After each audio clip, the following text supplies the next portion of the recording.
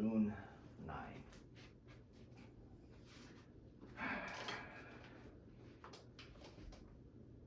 It's not all fun and games running restaurants.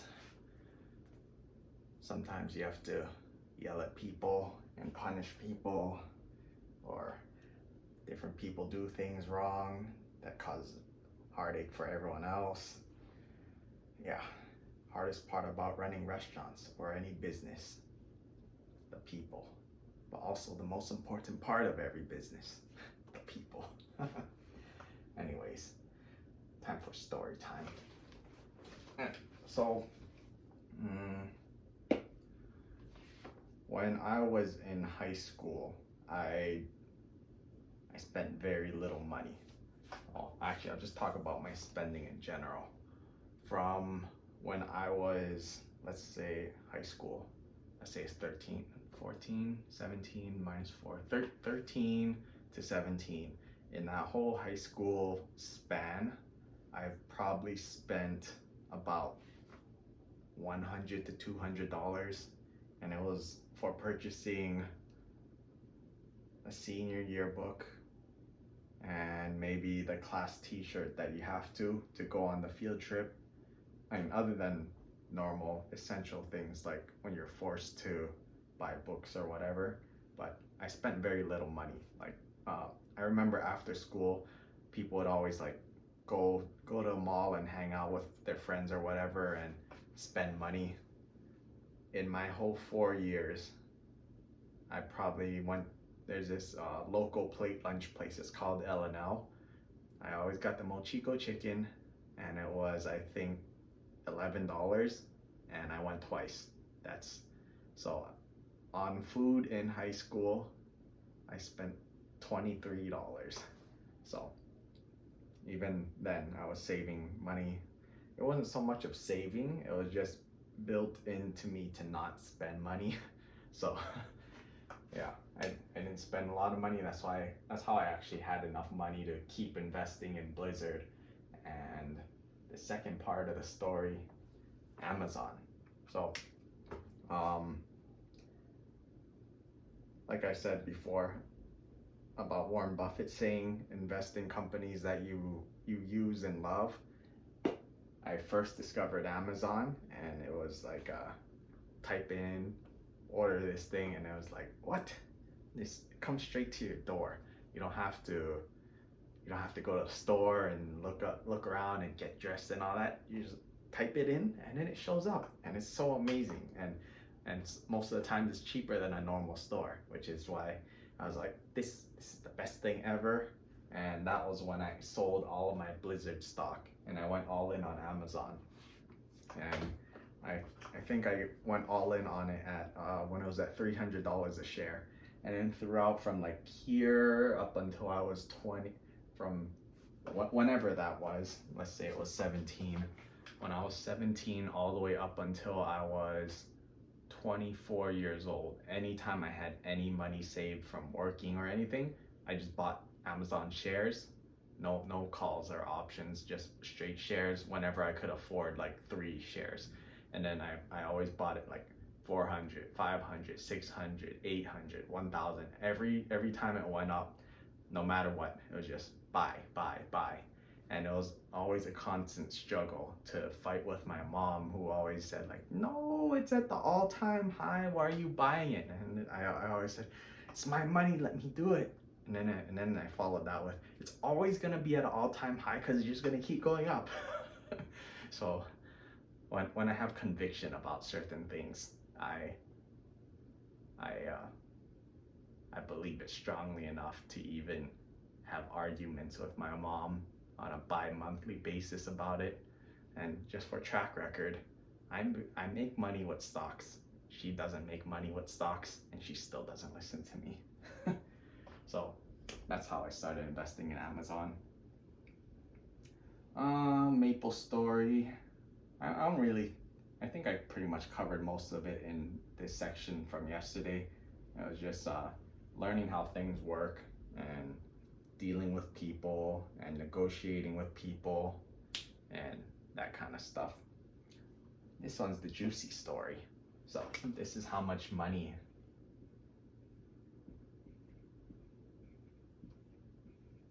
that's how much money I earned from Diablo 3.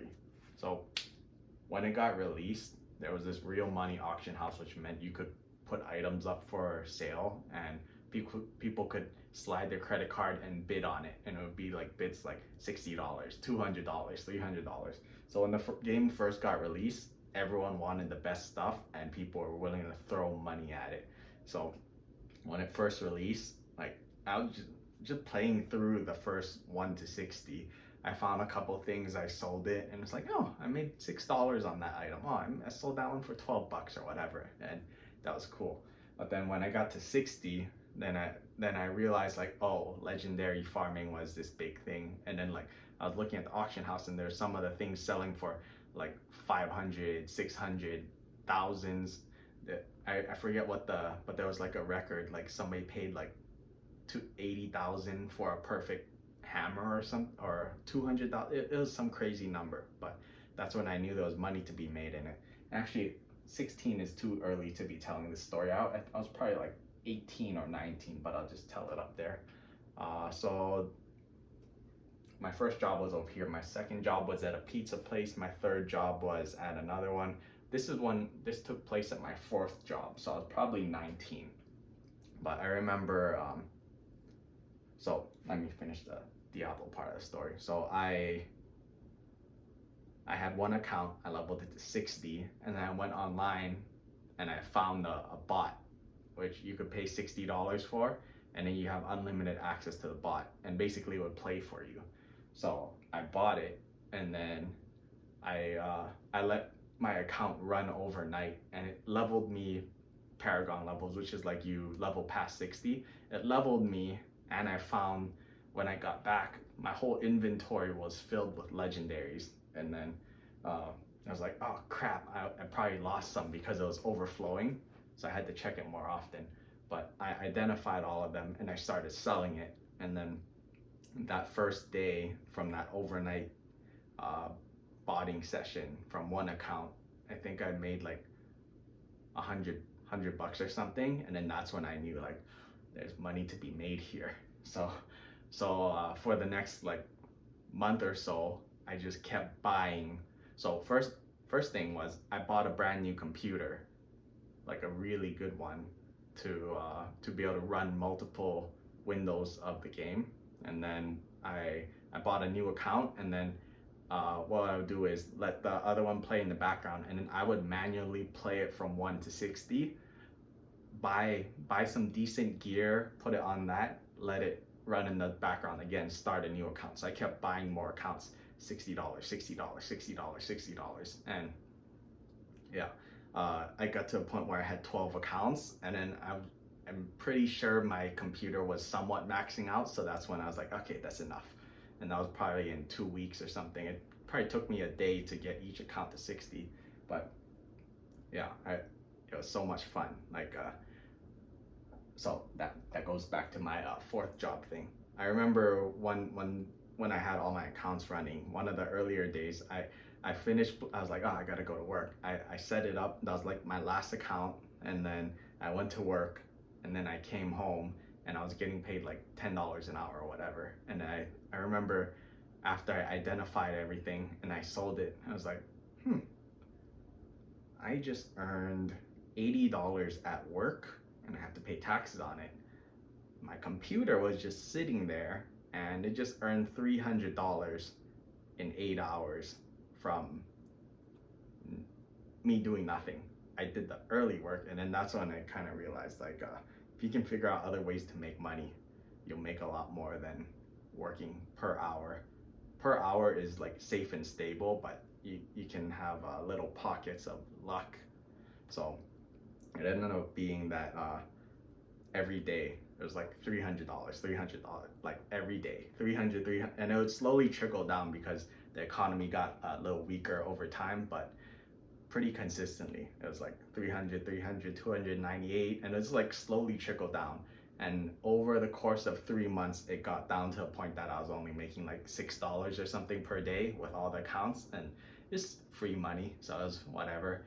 But by that time, I got a brand new computer and about $10,000. So yeah, and then that went into Amazon. So that's how I made $10,000 from Diablo 3.